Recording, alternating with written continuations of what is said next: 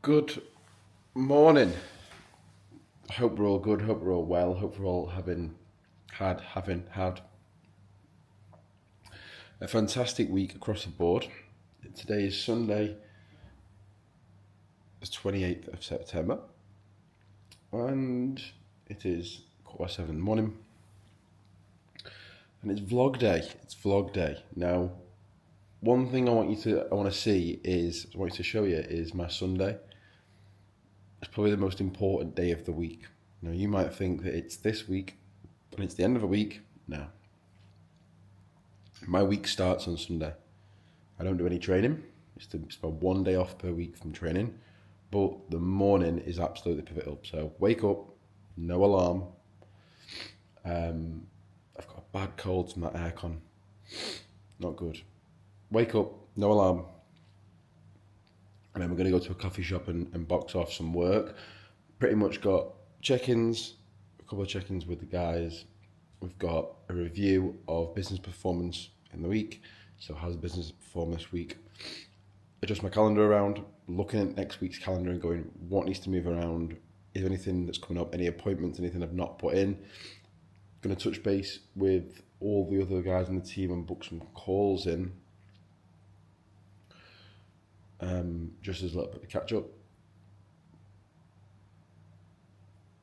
Respond to any messages that came through over the weekend because I don't work on Saturdays.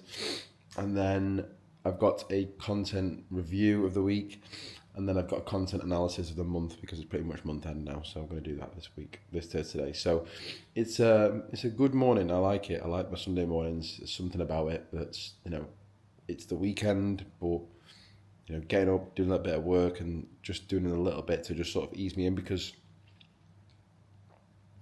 for me, like, obviously you don't get that sort of, oh my God, it's Monday, feeling, I can't believe it's Monday.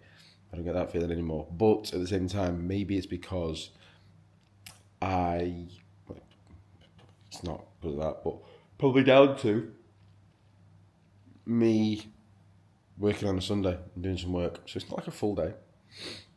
I'm available for messaging all day from clients, etc., and posting and doing stuff, but it's not like a full day on the calendar.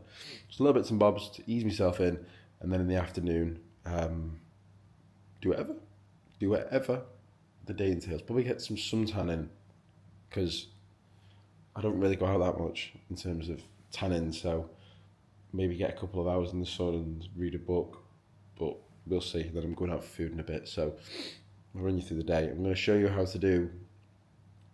I'm going to run you through my calendar as well and show you sort of what I've adjusted around in terms of when I go through those things in terms of how to set your week up for success. That's what I want you to take note of. It's really, really important, because if you don't do that, things will get missed. You'll feel unorganized, you'll feel unstructured, you get stressed, and you'll feel overwhelmed because things are not getting structured and planned into your time. And we need that management across the week to make sure there's a good execution because the week and shit's getting done. So I'm going to stop you on it. I'm going to walk to the coffee shop. Just in a coffee shop. Double espresso, book, journal. Now, one thing I've been doing at the minute is, and I'm going to be the first one to admit that I used to think all this was like soft and couldn't really get into it. But obviously, detail, but I've been going through a bit of, how to describe it, things that would influence one's headspace. That's the best way for me to describe it. So, I'm a big overthinker at times, and I've never really connected with my thoughts, my emotions, and almost just been on overdrive. And the past few weeks, I've felt like I've been on overdrive, like I've felt way more stressed, negative thoughts coming in all the time, and thoughts that just don't really sound like me, and self-doubt and just overthinking everything, and it's obviously stemming from other things. But in the meantime, as I said, there's always a positive to bring out of a negative. Like, that thing has brought out a lot of positives. I've connected more with my emotions a bit more. I've been doing a bit more sort of self-care, self-love, like, finding more time in my day for ice baths, for saunas, writing my thoughts down on paper every single morning, which is something I could never stick to. But now it's literally just like a religion, not like a religion, but like religious every single morning. And it's not like journaling bad stuff down, it's just reminding yourself of what I'm grateful for, how far I've come, progress, like things that we can forget about and start chasing the go, because I was always constantly just chasing the next thing, chasing the next thing, chasing the next thing. I forgot to embrace and appreciate where I am now. And this book, by the way, is absolutely fantastic, and it's probably going to be one of the best books I've ever read. I'm just finding time to read every single morning, but this book is teaching you about everything in terms of your internal voice, your inner voice, and how that's controlling and influencing how you think and act on a day-to-day basis. And the big thing is with like being emotionally aware and aware of your emotions is that if you're not aware of what's going on and why that's happening, you will spiral. But if you have the emotional awareness to be like, okay, this isn't me, or you understand that this is a certain emotion, and this is because of this, and that's influencing things, when you're aware, you don't beat yourself up for things, because sometimes you can think like, oh, I don't really feel good, that's why I feel shit, and it's like, when you actually start to understand like what's going on, it's so much better, so much better. You just need to understand sort of what's going on. That's the key thing. So, a morning of reading, nice and slow, no phone, reading, journaling, and then I'm going to crack on with some check-ins now. So, yeah. Double espresso, £4.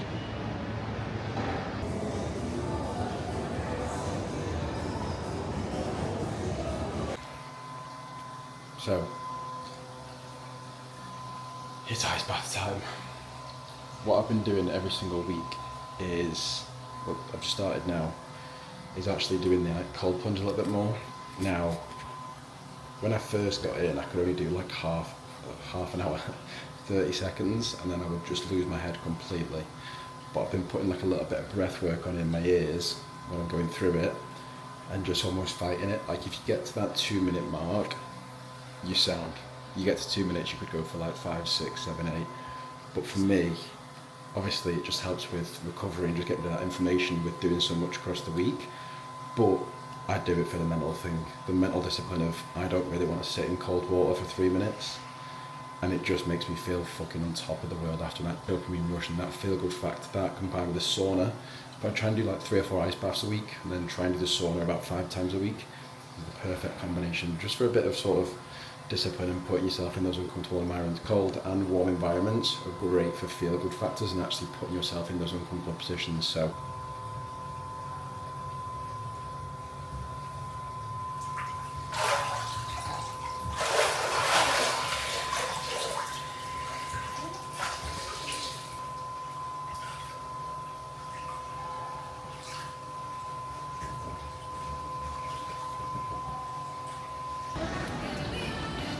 it's probably the favourite part of my week. Don't know why, don't ask why, it just is. Until you pay for it, it's like 100 quid. The best thing, is it? One of the easiest things to stay in shape, stop putting shit in your basket. It doesn't go in there by mistake, does it?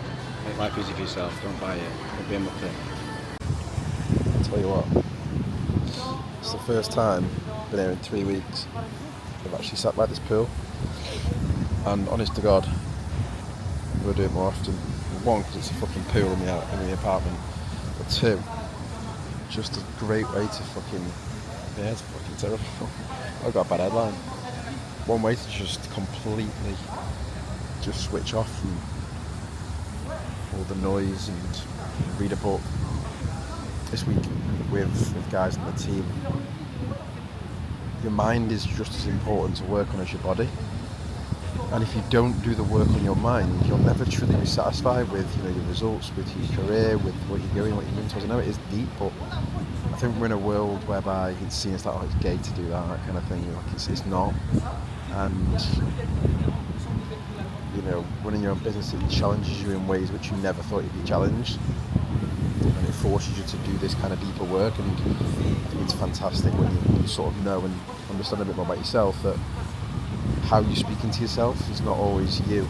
It's sort of like an inner critic in your head, and it's about sort of instilling that sort of positivity into your head and understanding that. So don't be afraid to do some mindset work, and don't let anyone tell you it's gay or anything like that. Just do it, do the work on your mind, and everything will start to click, trust me.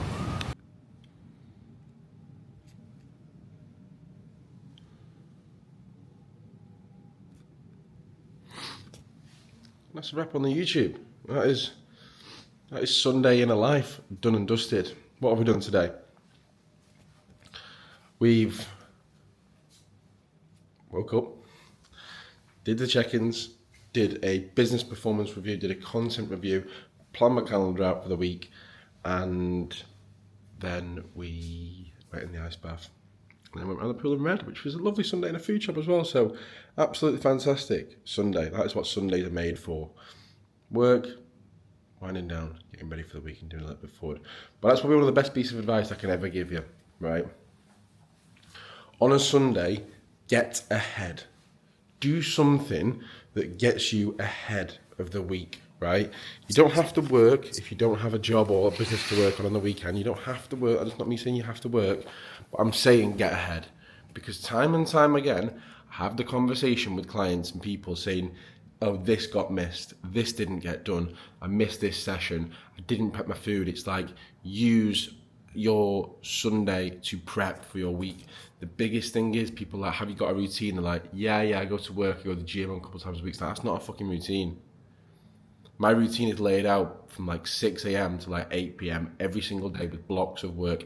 And that's very easy for me to say because I work for myself and I can dictate my own blocks.